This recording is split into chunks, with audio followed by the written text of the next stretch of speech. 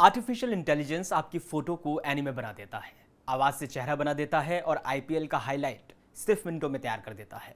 लेकिन कभी सोचा है इतना सब कुछ इतनी रफ्तार से कैसे हो रहा है?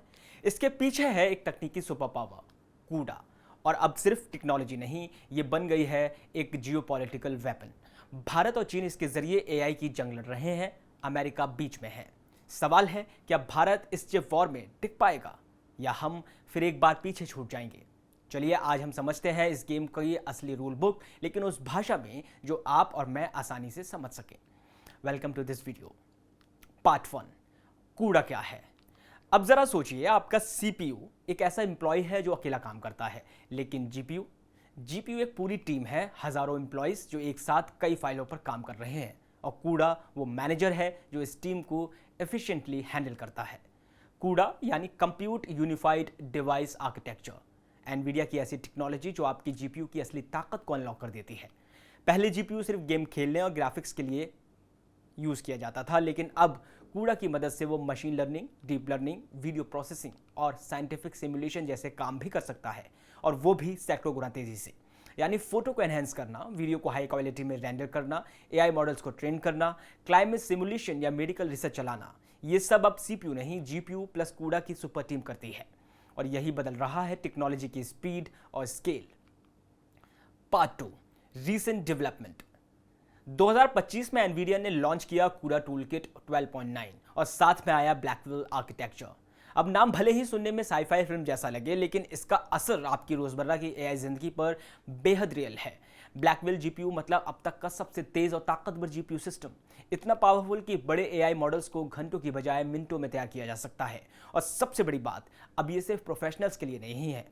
पाइथन यूजर्स, जिनकी संख्या लाखों में है, अब सीधे कूड़ा से जुड़ सकते हैं। पहले जीपीयू इस्तेमाल करने के लिए आपको C++ या हार्ड कोडिंग सीखनी पड़ती थी। अब सिर्फ पाइथन से भी आप जीपीयू की ताकत अनलॉक कर सकते हैं। और एआई फ्रेमवर्क्स जैसे पाइटॉर्च और टेंसरफ्लो तो पहले से ही कूड़ा के ऊपर दौड़ रहे थे, लेकिन अब और भी ज्यादा ऑप्टिमाइज्ड, स्मूथ और लाइटनिंग फास्ट हो गए हैं। यानी एआई की दुनिया अब और एक्सेसिबल और कहीं ज्यादा तेज हो चुकी है। पार्ट 3, भारत में कूड़ा की कहानी। अब जरा भारत की बात कीजिए, तो क्या हम सिर्फ यूजर हैं या खिलाड़ी भी? जवाब है, हम मैदान में हैं और पूरे फॉर्म में हैं। भारत के कई टॉप संस्थान जैसे DAIICT, NPTEL और स्वयं अब जीपीयू प्रोग्रामिंग यानी कूड़ा बाकायदा पढ़ा रहे हैं। और यही नहीं, 2000 से ज्यादा भारतीय स्टार्टअप्स एनवीडिया के इंसेप्शन प्रोग्राम में शामिल हैं। मतलब जीपीयू और कूड़ा पर ही उनका फ्यूचर टिका है।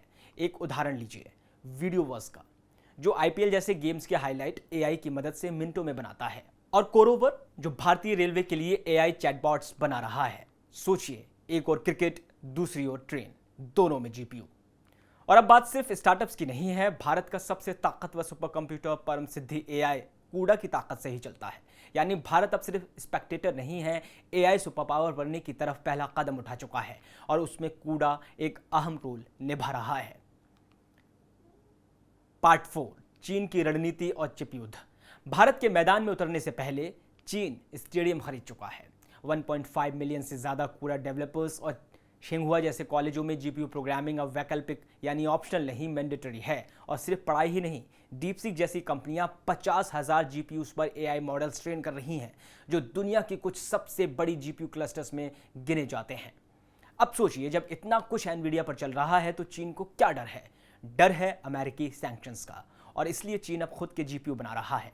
यह सिर्फ टेक्नोलॉजी नहीं, एक जियोपॉलिटिकल जवाब है। अमेरिका चीन चिप वॉर का सबसे तेज हथियार। और सुनिए, 36 डेटा सेंटर्स जिनमें 1 लाख से ज्यादा एनवीडिया जीपीयूज लगे हैं।